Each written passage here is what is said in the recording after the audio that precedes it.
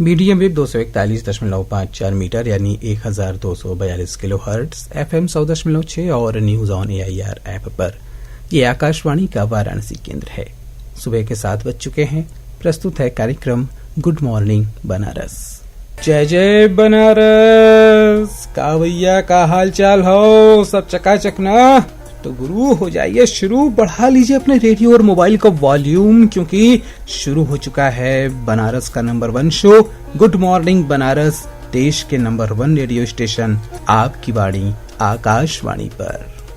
हमारा नाम बनारस बाबू, हम हैं बनारस बाबू।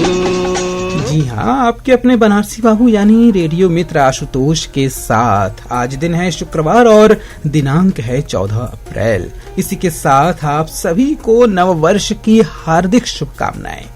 अब आप कहेंगे कि भाई बनारसी बाबू जब भी आते हैं नए वर्ष की शुभकामना देते हैं, कितना न्यू ईयर मना रहे हैं ये।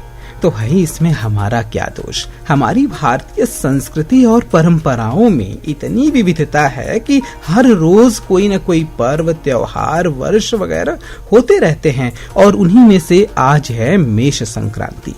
आइए पहले आपको संक्रांति के विषय में थोड़ी जानकारी दे दें। दोस्तों, भारतीय ज्योतिष शास्त्र में काल गणना के लिए चांद्र और सौर जैसे 4 संवत्सरों की व्यवस्था है। हम लोग सामान्यतः जो चैत्र, वैशाख, ज्येष्ठ, आषाढ़ महीनों की बातें करते हैं वे सब चांद्र संवत्सर पर आधारित होते हैं। सौर संवत्सर शुरू होता है आज यानी कि मेष संक्रांति से और ये संवत्सर सूर्य की गति पर आधारित होता है। सूर्य कुल 12 राशियों पर एक महीने में चक्रमण करते हुए 12 महीनों में अपनी वार्षिक गति पूर्ण करते हैं और इसे ही सौर वर्ष या सौर संवत्सर कहा जाता है। जिस दिन सूर्यदेव मेष राशि पर आरूढ़ होते हैं उसे मेष संक्रांति कहते हैं और इसी दिन से नया सौर वर्ष आरंभ होता है, जो कि आज है। देश के बंगाल, पंजाब, उड़ीसा, तमिलनाडु, आसाम, केरल और मणिपुर वगैरह प्रदेशों में इसी दिन से बंग, बिहू, बिशु, चड़क पूजा, चेईरोबा, मेषादी और मेष संक्रांति जैसे नामों से आज के दिन को मनाया जाता है। आपको एक जानकारी की बात और बताएं तो वो ये कि चांद्र वर्ष का पहला महीना होता है चैत्र, जिससे चांद्र वर्ष का आरंभ होता है, और सौर वर्ष का पहला महीना होता है वैशाख, जिससे सौर्य वर्ष का आरंभ होता है। मेष संक्रांति को अपने शहर बनारस में सतुआ संक्रांति के नाम से भी जाना जाता है। वैशाख मास में कुल 8 प्रकार के कार्यों को करने से मना किया गया है और वो कार्य कौन कौन से हैं आइए ये भी आपको बता देते हैं। तो वो कार्य हैं कि शरीर में तेल की मालिश करना, दिन में सोना, कांसे के बर्तन में भोजन करना, खाट पर सोना, घर में नहाना, निषिद्ध पदार्थों को खाना, 2 बार भोजन करना और रात में भोजन करना। ये सभी ऐसे कार्य हैं जिन्हें वैशाख मास में करने के लिए मना किया गया है। तो दोस्तों, आपने देखा कि हमारा देश कितनी विविधताओं का देश है, जहां हर कदम कदम पर धरती का रंग बदल जाता है। ऐसे रंगीले देश को हमारा शत शत वंदन, अभिनंदन। श्रोताओ, आप सुन रहे हैं बनारस का number 1 show good morning Banaras, देश के नंबर 1 रेडियो स्टेशन आपकी वाणी आकाशवाणी पर। आज के इस विशेष अवसर पर और भी जानकारियां देने के लिए हमारे साथ जुड़ चुके हैं काशी हिंदू विश्वविद्यालय के संस्कृत विद्या धर्म विज्ञान संकाय में धर्मशास्त्र मीमांसा विभाग के आचार्य प्रोफेसर माधव जनार्दन रटाटे जी। तो आइए सुनते हैं वे क्या बता रहे हैं। हमारी भारतीय संस्कृति में और भारतीय चिंतन परंपरा में काल का अत्यधिक महत्व है। भगवान श्री कृष्ण ने गीता में अर्जुन से कहा है, कालोस्मि लोकक्षय कृत प्रवृत्तः, अर्थात भगवान श्री कृष्ण परमात्मा स्वयं काल रूप हैं। यह काल उनका ही एक रूप है और इस काल को हमारे शास्त्रों में विभु, अनादि और अनंत कहा जाता है। इस काल की गणना के लिए अनेक प्रकार के मानक बताए गए हैं। उन्हीं मानकों में एक मानक हमारे यहाँ वर्ष है।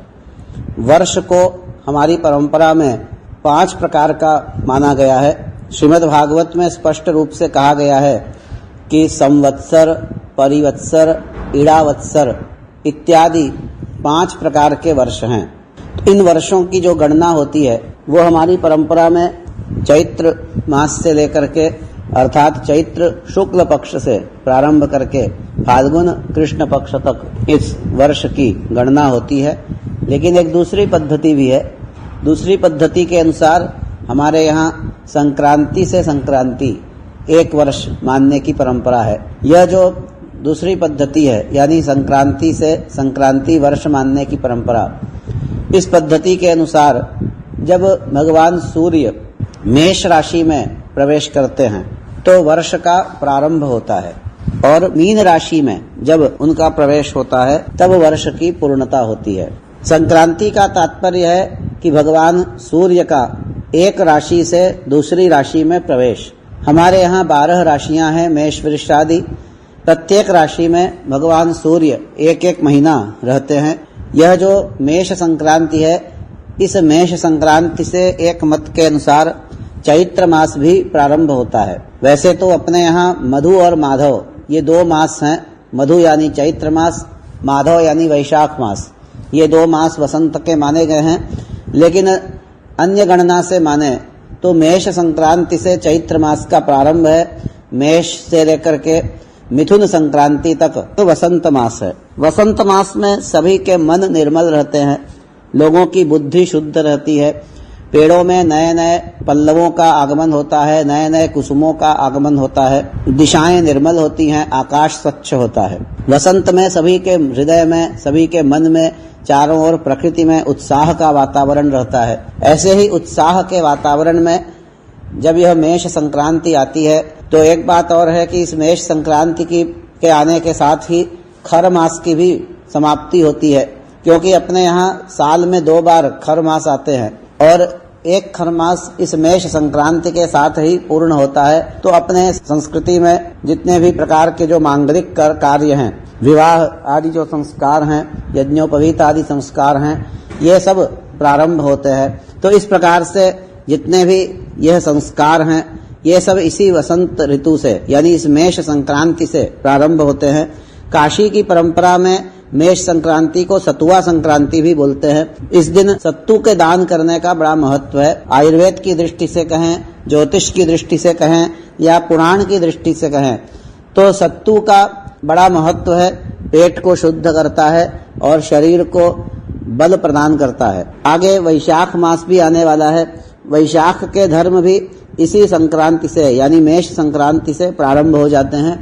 वैशाख मास के जो धर्म हैं पुराणों में बताए गए हैं कि शीतल वस्तुओं का दान देना, जैसे जल दान करना, जल से भरा हुआ कलश दान करना, आम का पन्ना दान करना, मट्ठा दान करना, दही दान करना, पंखे का दान, ये सब वैशाख के धर्म बताए गए हैं। जगह जगह लोगों ने देखा होगा सड़कों पर राहगीरों के लिए प्याऊ चलाया जाता है, पीने के पानी की व्यवस्था की जाती है। तो इस प्रकार के जो वैशाख धर्म हैं वो भी इसी संक्रांति से प्रारंभ हो जाते हैं। उन सभी धर्मों का विधान हमारे शास्त्रों में, पुराणों में जगह जगह किया गया है। तो इस प्रकार से मेष संक्रांति की आप सभी को मैं हार्दिक शुभकामना देता हूँ। गुड मॉर्निंग बनारस कार्यक्रम के जो श्रोता लोग हैं या और हमारे जो बनारसी बाबू हैं, इनको भी शुभकामनाएं और धन्यवाद देते हुए अपनी वाणी को यहीं विराम देता हूँ। सभी को नमस्कार व धन्यवाद। अभी आप सुन रहे थे प्रोफेसर माधव जनार्दन रटाटे जी को। हमसे जुड़ने के लिए आपका बहुत बहुत धन्यवाद सर। और दोस्तों, आइए अब करते हैं बातें गुजरे हुए कल की।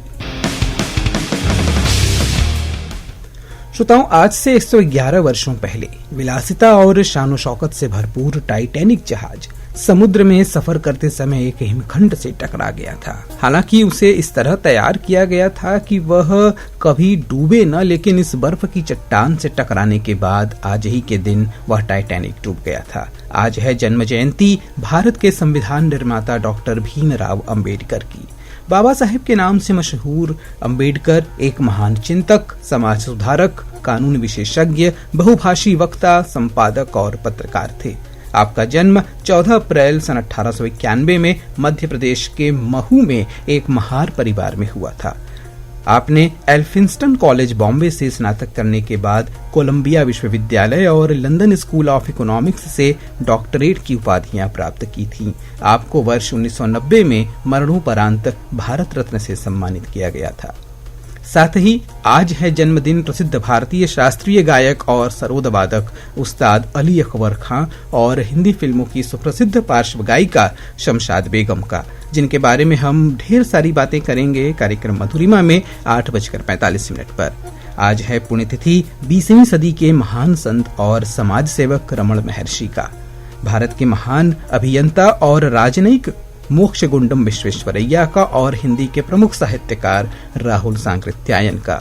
दोस्तों, 21वीं सदी के इस दौर में जब संचार क्रांति के साधनों ने पूरे विश्व को एक ग्लोबल विलेज के रूप में बदल कर रख दिया हो, इंटरनेट द्वारा ज्ञान का समूचा संसार क्षण भर में एक क्लिक पर सामने उपलब्ध हो, ऐसे में ये अनुमान लगाना कि कोई व्यक्ति दुर्लभ ग्रंथों की खोज में हजारों मील दूर पहाड़ों और नदियों के बीच भटकने के बाद उन ग्रंथों को खच्चरों पर लादकर अपने देश में लाए, ये बेहद रोमांचक लगता है। पर ऐसे ही थे सामाजिक क्रांति के अग्रदूत और घुमक्कड़ी में प्रवृत्ति के महान पुरुष राहुल सांकृत्यायन। घुमक्कड़ी उनके लिए धर्म था। वोल्गा से गंगा और मेरी जीवन यात्रा उनकी प्रमुख कृतियां हैं। वे बनारस के साहित्य परंपरा की एक सशक्त कड़ी थे। और अब बातें आजकल की। तो जैसा कि आप सब जानते हैं, आज है बैसाखी और आज ही के दिन सिखों के 10वें गुरु गोविंद सिंह जी ने खालसा पंथ की स्थापना करते हुए पंच प्यारों को सजाया था और उन्हें अमृत छकाकर खुद भी उनसे अमृत छका था। साथ ही आज है international moment of laughter day. हर साल 14 अप्रैल को इसे मनाया जाता है। यह वह दिन है जब आप अपने भीतर के बच्चे को बाहर आने दें और अपनी सारी चिंताओं को हंसकर दूर कर दें। आप जोर जोर से हंस सकते हैं या खिलखिला सकते हैं। वास्तव में आप जो चाहे कर सकते हैं, लेकिन सुनिश्चित करें कि आप एक समय में सिर्फ हंस रहे हैं तो हंस रहे हैं, यानी प्रसन्न हैं तो प्रसन्न हैं। यह दिन हमें याद दिलाता है कि हम अपने चिंतित जीवन से परे देखें और कुछ ऐसा खोजें जो हमारे चेहरों पर एक बड़ी मुस्कान ला दे। तो आप सभी को international moment of laughter day की बहुत बहुत बधाई। और आइए करते हैं बातें अब अपने शहर बनारस की। तो भाई G20 सम्मेलन की तैयारियां जोर शोर से चल रही हैं। काशी में G20 सम्मेलन में भाग लेने के लिए मेहमानों का आगमन आज से शुरू हो जाएगा। इसे लेकर पर्यटन विभाग की ओर से तैयारियां पूरी कर ली गई हैं। हवाई अड्डे पर मेहमानों का स्वागत लोक कला की प्रस्तुति से होगा। होटल में शहनाई की धुन से अतिथियों का स्वागत किया जाएगा। G20 के कृषि विशेषज्ञों की बैठक नदेसर स्थित होटल में होगी, जो कि 17 से 19 अप्रैल तक आयोजित होने वाली है। श्रोताओं, आपको ये भी बता दें कि शहर में धीरे धीरे कोरोना का प्रकोप तेजी से बढ़ता जा रहा है। IMS-BHU के न्यूरोलॉजी विभाग में सीनियर रेजिडेंट एक निजी अस्पताल में डॉक्टर समेत 11 लोगों में बृहस्पतिवार को कोरोना संक्रमण की पुष्टि हुई है, जिसमें बेंगलुरु से लौटे कंपनी के 52 वर्षीय निदेशक भी शामिल हैं। इसलिए आप सभी से निवेदन है कि अपने आप को सुरक्षित रखें, कोरोना की महामारी से बचकर रहें, मास्क का प्रयोग करें, सैनिटाइजर का प्रयोग करें, 2 गज की दूरी बनाकर रहें, जिससे आप अपने आप को और अपने परिवार को स्वस्थ और सुरक्षित रख सकें। हजरत अली की शहादत पर या अली की सदाओं के साथ कल मौला अली की याद में शहर में कई जगहों से जुलूस उठाए गए। जुलूस के सदर इमामबाड़ा पहुंचने पर जियारत और आजादारी करने वालों का हुजूम उमड़ पड़ा। दोस्तों, अपने शहर बनारस के साथ ही साथ पूरे राष्ट्र के गौरव स्वरूप संकट मोचन संगीत समारोह अपने शताब्दी वर्ष में प्रवेश करके पूरे ठसक के साथ रोज शाम 7:30 बजे से मंदिर परिसर में आयोजित हो रहा है, जिसमें देश के नामचीन कलाकार अपनी प्रस्तुतियां देकर खुद को कृतार्थ कर रहे हैं। इस क्रम में इसकी चौथी निशा का आयोजन कल हुआ, जो कि अभी भी वहां मंदिर परिसर में चल रहा है। आज होगी इस कार्यक्रम की 5वीं निशा। इसके संपादित अंश आप सुन रहे हैं आकाशवाणी के वाराणसी केंद्र से प्रतिदिन रात 8:15 बजे से। इसके साथ ही साथ गुड मॉर्निंग बनारस की एक गुड न्यूज जो आ रही है वो ये है कि अब ई-रूपी वाउचर से प्राइवेट चिकित्सालय में निःशुल्क अल्ट्रासाउंड की जांच कराई जा सकती है, जननी शिशु सुरक्षा कार्यक्रम और प्रधानमंत्री सुरक्षित मातृत्व अभियान दिवस के तहत जिले के 19 निजी अल्ट्रासाउंड केंद्रों को सूचीबद्ध कर लिया गया है, जहां गर्भवती निःशुल्क अल्ट्रासाउंड जांच का लाभ उठा सकेंगी। इससे पहले जिले में सिर्फ एक ही निजी अल्ट्रासाउंड केंद्र पर यह व्यवस्था उपलब्ध थी। हर माह की 9 और 24 तारीख को मनाए जाने वाले, जी हां याद रखिए, 9 और 24 तारीख को मनाए जाने वाले PMSMA दिवस में डिजिटलीकरण को बढ़ावा देने के लिए पहल शुरू की गई है। ई रूपी वाउचर एक प्रकार का QR कोड है जिसे स्कैन करते ही रुपए एक अकाउंट से दूसरे अकाउंट में पहुंच जाते हैं। ये एक प्रीपेड वाउचर की तरह है।